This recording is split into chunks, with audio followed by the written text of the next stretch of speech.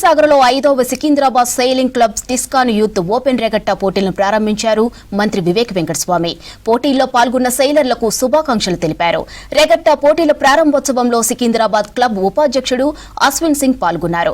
Title sponsor గా టిస్కాన్ ready bill ప్రతినిధి ఆదిత్య జైన్ వ్యవహరిస్తున్నారు. ఇక దేశంలోని వివిధ రాష్ట్రాల నుంచి సెయిలింగ్ పోటీల్లో పాల్గొంటున్నారు. ఈ నెల 30 వరకు పోటీలు జరుగుతాయని తెలిపారు నిర్వాహకులు.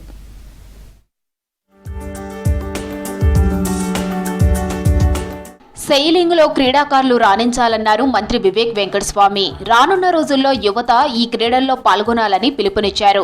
హుసేన్ సాగర్ లో 5వ Secunderabad sailing club టిస్కాన్ youth open regatta పోటీలను ప్రారంభించారు మంత్రి వివేక్. అనంతరం రెగట్టా టీషర్ట్లను ఆవిష్కరించారు. పోటీల్లో పాల్గొన్న సెయిలర్లకు శుభాకాంక్షలు తెలిపారు. ఈ కార్యక్రమంలో సికింద్రాబాద్ క్లబ్ ఉపాధ్యక్షుడు అశ్విన్ సింగ్ పాల్గొన్నారు. టైటిల్ స్పాన్సర్స్ గా టిస్కాన్ రెడ్ బిల్ ప్రతినిధి ఆదిత్య జైన్ ఉన్నారు. ఈ 5th yachting association of India ఛాంపియన్షిప్కి ఇనాగ్రేట్ చేయడం జరిగింది. అందరు పార్టిసిపెంట్స్కి ఇదే నేను సూచన ఇచ్చినాను. ఈవెంట్లో ఇలాంటి ఈవెంట్లో పార్టిసిపేట్ చేయడమే ఈ ఒలింపిక్ స్పిరిట్ అనమాట. గెలవడము ఓడిపోవడము అని కూడా స్పోర్ట్స్లో నడుస్తుంటుంది. కానీ ఈ యంగ్ జనరేషన్లో ఎప్పుడు కూడా అన్నీ గెలవాలని ఉంటుంది. కానీ ఈ స్పోర్ట్లో మళ్ళొకసారి వాళ్ళందరూ పార్టిసిపేట్ చేసినందుకు వాళ్ళందరికీ కూడా అభినందన. హైదరాబాద్ ఐకానిక్ సరస్సుగా పేరున్న Hussain Sagar youth open regatta పోటీలకు ఆతిథ్యం ఇస్తోంది.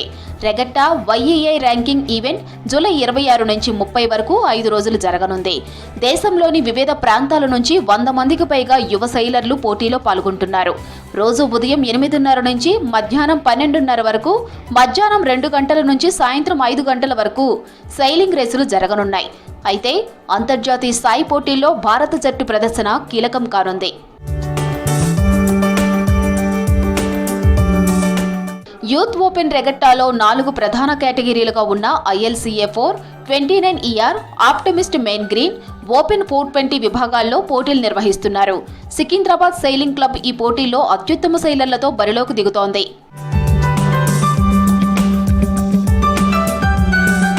హుసేన్ సాగర్ లో జరుగుతున్న అంతర్జాతీయ సెయిలింగ్ పోటీలను చూడటానికి ప్రేక్షకులు రావాలని కోరారు నిర్వాహకులు.